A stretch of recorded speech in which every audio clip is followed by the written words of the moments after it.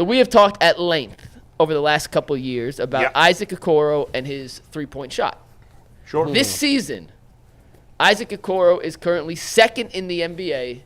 Steve, you want to take 351. Is there a minimum amount of shots? Yes. To be? Okay. I eliminated anyone who takes fewer than 2.5 three-point attempts per game. Okay. And if you do that, look at this chart.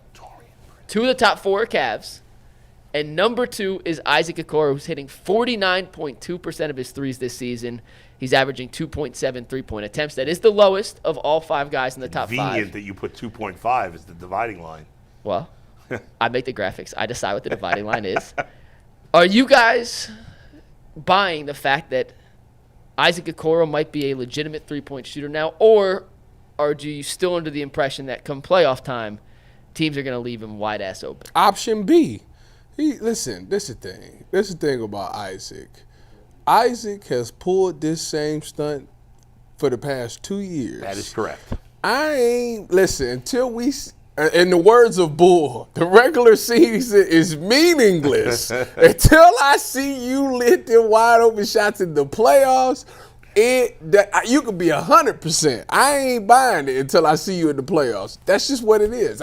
He literally does this every single season. Where it's like, man, you know what? Isaac can actually score on offense. He looks good offensively. He can hit wide open shots. Last year, he was like leading the Cavs in most wide open shots, 3-point percentage, and all these things. And we're like, you know what? Playoff times is going to be great. And Houdini is what happens. He has a stretch of 30 games every year where he Fool me once, shame on you. Fool me twice, you can't fool me again. You buying it? Listen, man, how old is Isaac Okoro? How old is Isaac Okoro? 26. Isaac, no, he's not that. He's like 23. Yeah, 23 years old. He's 24 next month. He's 24. When did he get into the league? This is his 4th season. 4th season. I believe it. No, this is 5th season. Excuse me, 5th season. I believe it. You know, I believe it. He couldn't shoot. Make the drink. Well, make the Kool-Aid then. He couldn't shoot, period, in high school and college. He got into the league, right? He played under, I won't say he wanted to play under Mike Brown, but he played under JB. And JB was like, yeah. All right, the headline is G. Bush thinks all black coaches look alike. You think about it, you do have to be bald and medium-toned. It might be. It might be cousins. But no, listen, what you look at is Isaac Okoro couldn't shoot in college. They asked him to play defense, and he was like a kind of a throwaway. But if you take a look at his age, right, and now that he's like, okay, he came to the conclusion that, look, man, I'm going to have to shoot threes or I'm not going to be in the league like that. The league kind of changed on him like, yeah, it was nice to have somebody that would D up and basically hit a couple of threes, but not no more. It prerequisite to play on the court is you have to shoot threes. Your defense, you can give us that, but what's going to keep you on the court is if you can shoot or not. And in years past, he shoot well in the preseason, shoot well during the season, and then come to the playoffs, they leave him he's shooting bricks. The reason it's different now is because he got that deal. And I think for him, when he got that contract, he stopped looking over his shoulder. Because every trade that was mentioned, it was Isaac Okoro. Every single move that the Cavs could have where they want to cut salaries, it was Isaac Okoro. And he got a deal on an offseason where basically they brought everybody back. So for me, I think it took the pressure off of him like, well, at least I got that second contract. And McNuggets knows this. For the NBA players, rookie deals is cool, but it's all about that second deal. That first deal, that's every sport. That first deal is cool. You're gonna get a little chunk of change, but more and more, especially lottery picks, people will have you in their system for 2-3 years and be like, all of a sudden you're in the G League or overseas. Right. So Isaac Okoro, I believe, was the main candidate for one of them overseas jobs, and guess what he did? He's like, I'm gonna lock in and I'm gonna shoot the ball.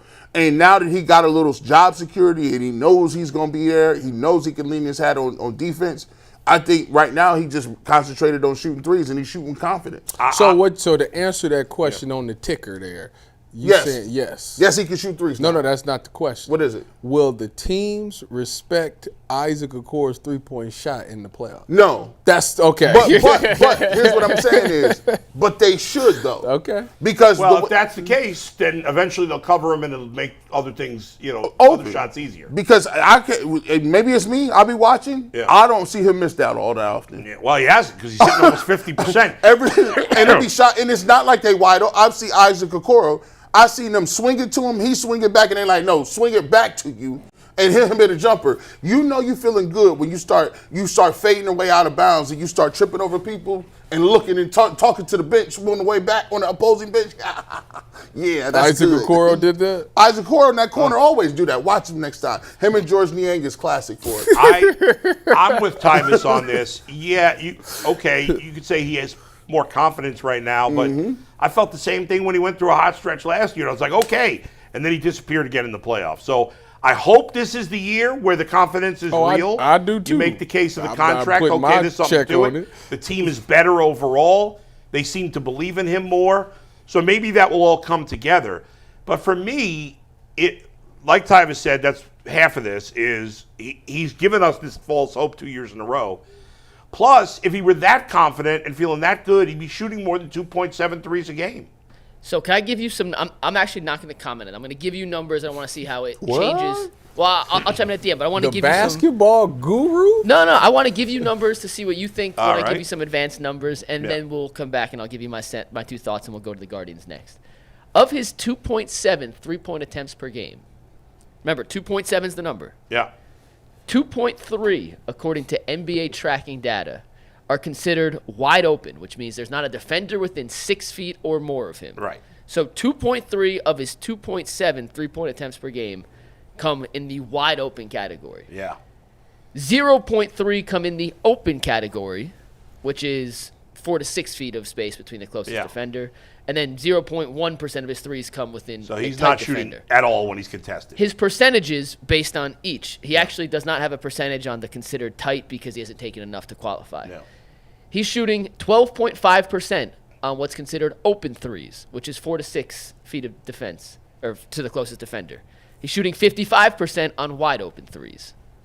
Does that change any of your thoughts and how you look at Isaac Okoro? Backs up, I think, kind of what I was thinking. No, because what I'm seeing is Donovan Mitchell. So if you compare and contrast, I'll be eager to see what because Donovan Mitchell on his 3-point shots, he ain't never open. They contested and step backs. Very rarely. And so if he's taking contested step backs, and Darius Garland ain't never really open, he taking step backs. Yeah. Then somebody got to be open, right?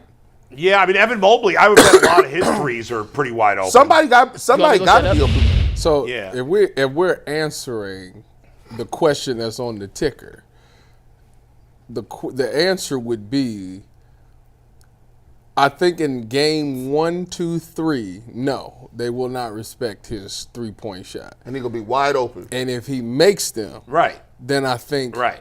respect, And then he'll stop taking them. Maybe they won't leave him wide Which open. would be good. He won't take the shot, and he'll move the ball. But at least he'll have to be accounted for if that happens. Yes.